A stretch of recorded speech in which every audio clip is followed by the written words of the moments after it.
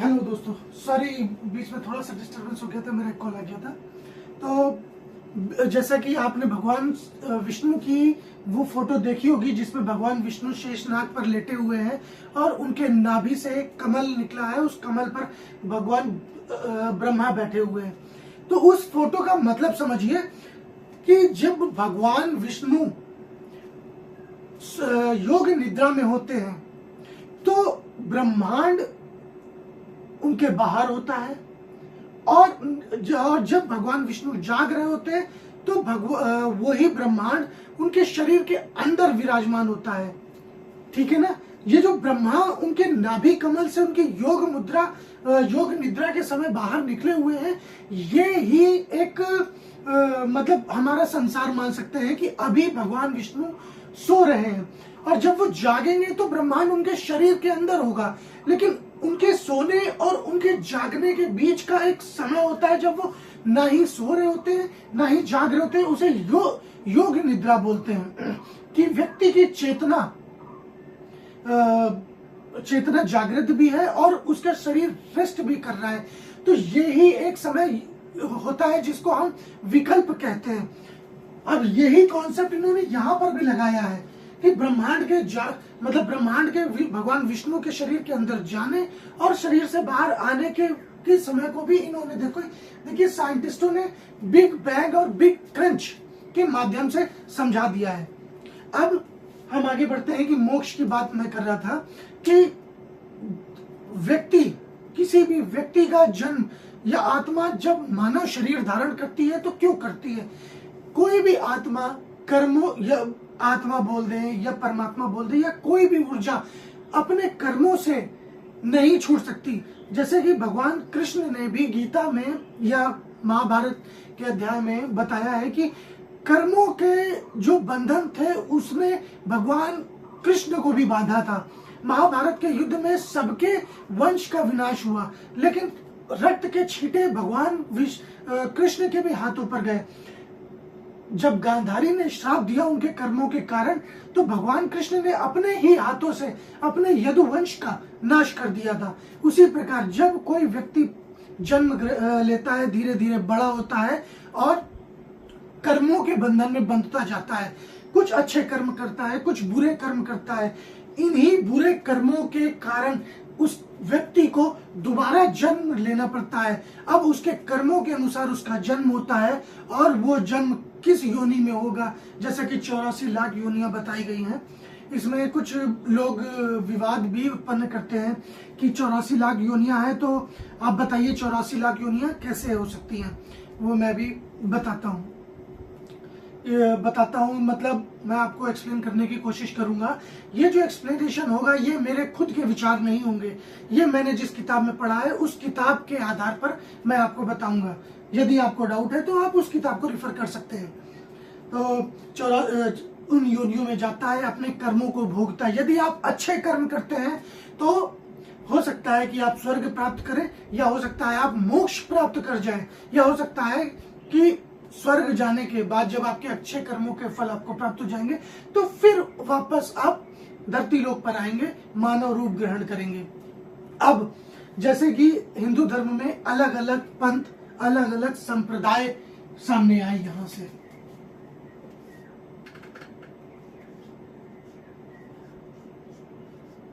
अघोर, नागा,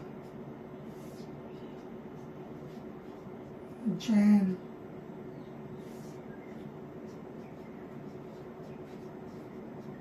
ऋषि, राज ऋषि, महर्षि, ब्रह्मर्षि,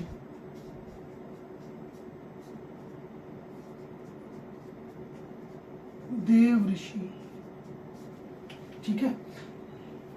तो अघोरियों के बारे में आप सभी को पता है, नागा साधुओं के बारे में आप सभी को पता है। तो सबसे पहले मैं अघोर और नागा साधुओं से स्टार्ट करूंगा। इनका क्या मानना है? इनका मानना ये है, ये अपने आप को मान के चलते हैं कि हम पापी ही हैं।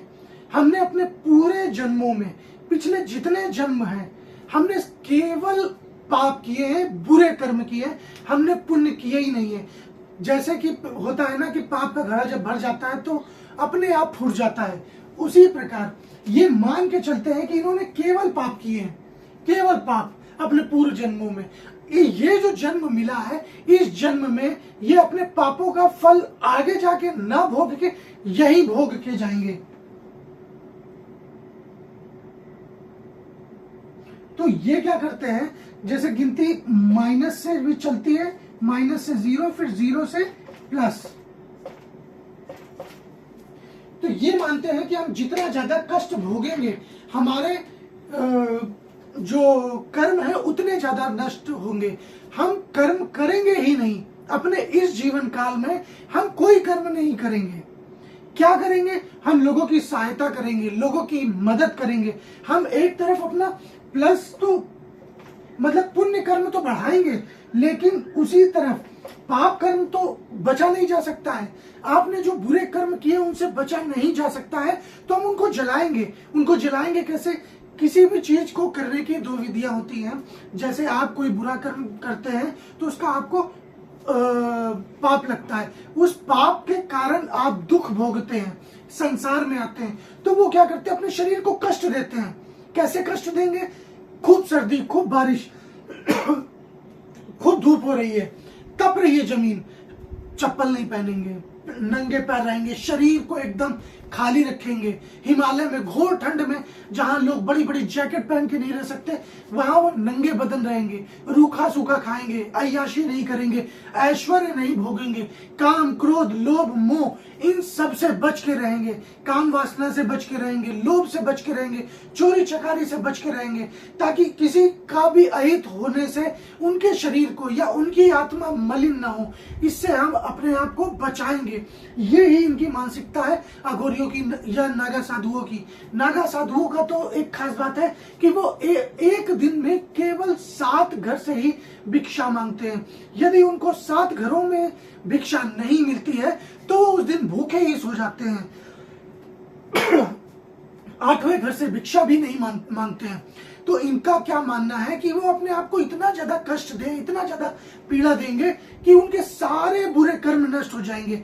बचेगा क्या, दूसरी तरफ जो प्लस मतलब पॉजिटिव अच्छे कर्म कर रहे हैं उनका फल जागृत होता चला जाएगा। और वो ऐसा मानते हैं कि कई जन्मों के बाद उनकी जो आत्मा है जन्म और मृत्यु के चक्र से मुक्त हो जाएगी और मोक्ष को प्राप्त कर लेगी। उसी तरफ जैन का क्या मानना है, जैन हिंदू धर्म से अलग नहीं है, केवल एक विचारधारा है जो थोड़ी सी डाइवर्टेड है। इनकी भी सेम विचारधारा है परंतु इन्होंने उस परम शक्ति परम ब्रह्म को जिन बोला है। इन्होंने बोला है कि हम ये आत्मा के कॉन्सेप्ट में विश्वास रखते हैं, ये मानते हैं कि आत्मा जन्म और मृत्यु के चक्र में फंसती है और बार बार जीवन ग्रहण करती है, लेकिन उसको मोक्ष कौन प्राप्त करा सकता है, जिन। जैसे इन्होंने ऋषभदेव को माना है या महावीर स्वामी को माना है। अब ये ऋषि मुनि क्या करते थे, ये ऋषि मुनि अपने शरीर को इतना ज्यादा कष्ट नहीं देते थे, बहुत ज्यादा कष्ट नहीं देते थे। इनका मानना क्या था कि हमने कोई पाप नहीं किया है, हम योग माध्यम से अपने शरीर की ऊर्जा को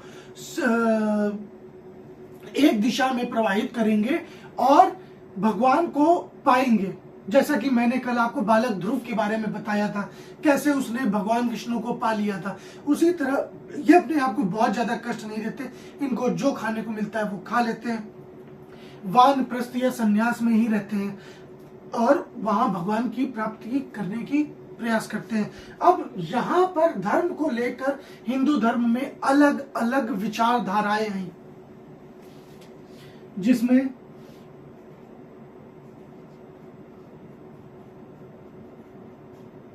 मक्काली गौशाला, मक्काली गौशाला भगवान बुद्ध के समकालीन माने जा सकते हैं या उनसे भी पहले थे। इनकी विचारधारा क्या थी, ये बहुत ही त्रस्त थे। इनका मानना क्या था कि उस समय जो वैदिक संस्कृति है वो अपने सबसे पीक पर थी, अच्छाई की तरफ नहीं बुराई की तरफ। जो संस्कृति है वो पूरी तरीके से मलिन हो चुकी थी, किसी तरह का उसमें परिवर्तन नहीं हो रहा था।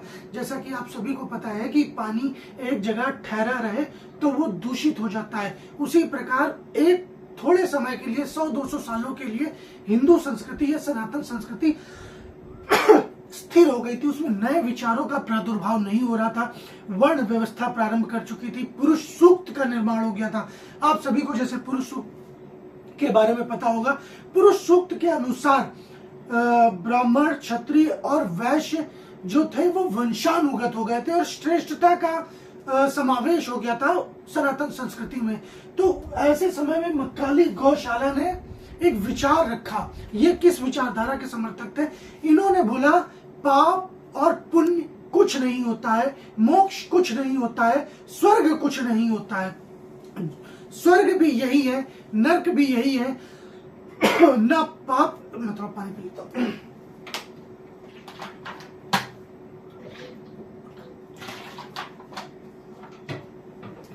व्यक्ति को उसके कर्मों के अनुसार ना पाप प्राप्त होता है, ना पुण्य प्राप्त होता है। ये केवल एक मोह माया है, मन भटकाने का तरीका है और गरीब को गरीब और अमीर को अमीर बनाने के लिए संस्कृति को इस दो राह पर लाकर छोड़ दिया गया। इनका मानना ये था कि जब तक जिंदा हो तब तक अय्याशी करो, ऐश्वर्य का जीवन भोगो, काम, क्रोध, लोभ, मोह इनकी पराकाष्ठा पे पहुंचो, चोरी करो, चकारी करो, डकैती करो और अगर पकड़े जाओ तो सजा भोगो, लेकिन अपने जीवन को सुधारने का प्रयास करो, चाहे वो चोरी से हो, चाहे वो डकैती से हो। ये पाप पुण्य में विश्वास नहीं रखते थे।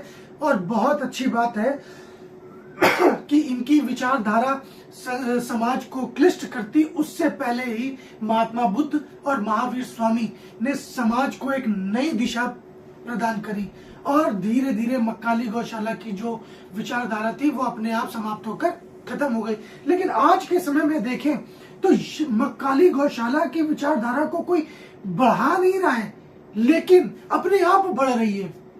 कैसे? लोग सुधा सुंदरी, ऐश्वर्य, काम, क्रोध, लोभ इन सब में मरे जाते हैं। मतलब चोरी चकारी हो, ठगी हो, लोगों को लूटना हो, किसी का टैक्स का पैसा लेके भागना हो, सरकार को धोखा देना हो। सरकार को धोखा देने का मतलब होता है राष्ट्र को धोखा देना। क्यों? राष्ट्र को चलाने का काम ही सरकार करती है और सरकार को वो जो शक्तियां प्राप्त होती है वो हमसे है। मतलब सरकार को धोखा देना मतलब आम जनता को धोखा देना, देश से गद्दारी करना। आप सत्ता में बैठी पार्टी का विरोध कर सकते हैं, राजा का विरोध कर सकते हैं, राजा की विचारधारा का विरोध कर सकते हैं, लेकिन देश का विरोध नहीं कर सकते हैं। किसी भी कंडीशन में आप देश से गद्दारी नहीं कर सकते हैं। ये एक अक्षम्य अपराध है। जैसा कि आप सभी को याद होगा, आपने पढ़ा होगा, आपने टीवी में देखा होगा, जब भगवान राम वनवास को जा रहे थे, जब उन्होंने सरयू पार करी तो उन्होंने अपनी पत्नी सीता से बोला कि सीता, ये हमारी जन्मभूमि है, इसकी मिट्टी उठा लो। उन्होंने उस मिट्टी के चरण स्पर्श किए और थोड़ी सी मिट्टी अपने पास रख ली। ये उन्होंने बोला कि जननी जन्मभूमिश्च स्वर्गादपि गरीयसी। मतलब ये जो ये जो जन्मभूमि है, इस जिस जन्मभूमि ने हमारा भरण पोषण किया है वो जननी से भी श्रेष्ठ है। इस जननी के लिए स्वर्ग के सिंहासन को भी छोड़ा जा सकता है, इससे श्रेष्ठ कुछ नहीं है। इसका मतलब अपनी जन्मभूमि से जो गद्दारी कर सकता है वो किसी का भी सगा नहीं रह सकता। आप किसी को भी धोखा दे सकते हैं, अपने भाई को दे सकते हैं, माता पिता को धोखा दे सकते हैं, किसी मित्रों को धोखा दे सकते हैं। एक धोखेबाज इंसान की सारे धोखे क्षमा किए जा सकते हैं, परंतु देश या जन्मभूमि से गद्दारी को कभी क्षमा नहीं किया जा सकता। आप जैसे रामायण के युद्ध में आपको याद होगा कि विभीषण धर्म के पक्ष में था, शुरुआत से, प्रारंभ से वो धर्म का ज्ञाता था। उस विभीषण को हमेशा से अमरता का वरदान प्राप्त था। वो चाहता तो तीनों लोकों का भोग कर सकता था, लेकिन विभीषण ने तीनों लोकों का भोग नहीं किया, अपना जीवन सात्विक रखा। सबसे बड़ी गलती विभीषण ने अपने जीवन में क्या करी है? अपने भाई को छोड़ दिया, अपनी जन्मभूमि को छोड़ दिया, रावण को छोड़ दिया। केवल किस वजह से? क्योंकि रावण ने एक अकृत्य किया था, पराई स्त्री का अपहरण। और रावण का ये अकृत्य कृत्य भी बन सकता था यदि रावण ने सीता का अपहरण ब्राह्मण रूप में ना किया होता। रावण ने ब्राह्मण रूप में सीता का अपहरण करके ब्राह्मणत्व को गाली दी। केवल रावण की वजह से ब्राह्मणत्व कलंकित हुआ, रावण का ब्राह्मण धर्म कलंकित हुआ। रावण एक बलशाली महायोद्धा, तीनों लोगों का विजयी था, और एक स्त्री का अपहरण करने जो वनवास में जाता है, जिसकी सुरक्षा के लिए उसका पति और उसका देवर दोनों उसके करीब नहीं थे, वो एक राज्य की राजकुमारी, एक चक्रवर्ती राजा की पत्नी, तीनों लोगों के स्वामी की पत्नी जंगल में रह रही अपने पति के साथ असहाय स्थिति में। माता सीता चाहती तो रावण को रोक सकती थी, परंतु समाज को एक विचारधारा, ये वो व्यक्ति है जिनके वो व्यक्तित्व है, सॉरी मैं माफी चाहूंगा, अपने शब्द वापस लूंगा, ये सभी वो व्यक्तित्व हैं जिन्होंने समाज को एक नई दिशा दी है। रावण के इसी कृत्य के कारण विभीषण ने उसे छोड़ा, परंतु कुंभकर्ण ने नहीं छोड़ा। आज भी संस्कृति या इतिहास कुंभकर्ण की जो प्रशंसा है वो सिर्फ इसीलिए करते हैं कि कुंभकर्ण ने युद्ध में प्रवेश करने से पहले रावण को समझाने का भरसक प्रयास किया था, समझाया था कि सीता को वापस कर दो, आप एक बलशाली योद्धा है, सीता को वापस कर दीजिए, मैं आपके साथ चलता हूं युद्ध भूमि में, राम और लक्ष्मण का वध करेंगे, सीता पे विजय प्राप्त करेंगे। सीता को रावण जीत कर नहीं लाया था, सीता को रावण चुरा कर लाया था। इसीलिए कुंभकर्ण ने रावण का विरोध किया था, लेकिन युद्ध अपनी मातृभूमि की तरफ से ही किया था। तो हम आगे बढ़ते हैं, कहाँ थे? तो भगवान गौतम बुद्ध और महावीर स्वामी आए, उन्होंने ये विचारधारा अपनी अपनी विचारधारा, मध्यम मार्ग की विचारधारा रखी और समाज को एक नई दिशा दी। कल हम इसके आगे से प्रारंभ करेंगे। Thank you very much.